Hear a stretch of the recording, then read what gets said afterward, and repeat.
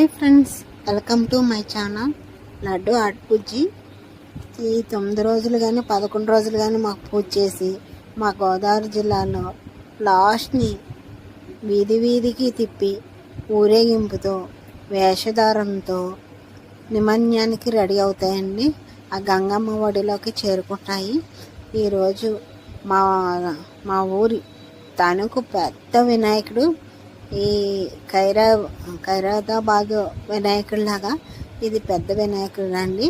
ఈ వినాయకుడితో పాటు మిగతా వినాయకుడులన్నీ కూడా బయలుదేరుతాయండి. ఈరోజు గంగమ్మ తల్లి ఒడిలోకి చేరడానికి పెద్ద ఎత్తున ఊరేగింపుతో బయలుదేరినాయి. ఇప్పుడు ట్రాఫిక్ కూడా ఆగిపోయింది. ఎక్కడోళ్ళు అక్కడ. వినాయకుని ఇలా ఊరేగించడం మీరెప్పుడైనా చూసారా? చూడకపోతే మా గోదావరి జిల్లాలకు వచ్చేయండి. చవితి దేశమంతా చేసినా గానీ మా గోదావరి జిల్లాలో కాస్తంత స్పెషల్గా చేస్తారండి. పచ్చిపూలతో దగ్గరుండి అంశవాహనంతో కొన్ని చోట్ల వివిధ డెకరేషన్లతో ఇదిగో ఇలా రథాలు తయారు చేసి స్వామివారిని ఊరంతా ఊరేగిస్తారు. బుట్ట బొమ్మల దగ్గర నుండి అన్ని రకాల ప్రోగ్రామ్స్ పెడతారు. హైలైట్ అయితే ఈ వేషాలండి. సుమారు ఒక 50 సంవత్సరాల పైనుండే ఇలా చేయడం ఇక్కడ అలవాటు. ఎవరైతే బాగా సెట్ అవుతారనుకుంటారో వారికి వివిధ వేష రూపాలతో మేకప్లు వేసి ట్రాక్టర్లపై దేవుడితో పాటుగా ఊరంతా ఊరేగిస్తారు. వేషాలు వేసి ఏ ఒక్కరు కూడా ₹1 తీసుకోరండి. అంతేకాదండి, ఆ వేషాలకు ట్రాక్టర్లు పెట్టేవారు కూడా డబ్బులు తీసుకోరు. పిల్లల దగ్గర నుండి పెద్దవారి వరకు చాలా సరదాగా వేస్తారు. ఇది వరకు నేను కూడా వేశాను, అది వేరే విషయం అనుకోండి. నాకు తెలిసినంత వరకు ఇలాంటివి కేవలం గోదావరి జిల్లాలో మాత్రమే చేస్తారండి.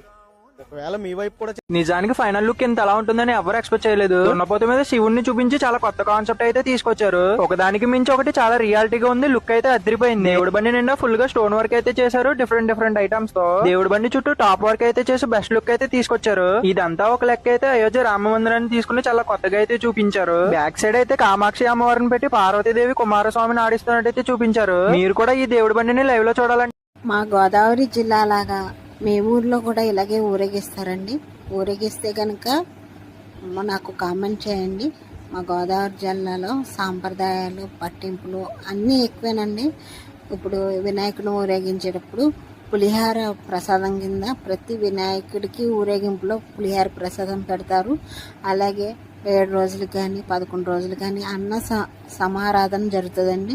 ఎక్కడైతే వినాయకులు నిలబెట్టారో అక్కడ ప్రతి చోట అన్నదానం మాత్రం చేస్తారు. అందుకేనండి మా గోదావరి వాళ్ళకి పుణ్యాత్తులు అని చాలామంది చెప్తూ ఉంటారు. మా గోదావరి వాళ్ళు ఎక్కువ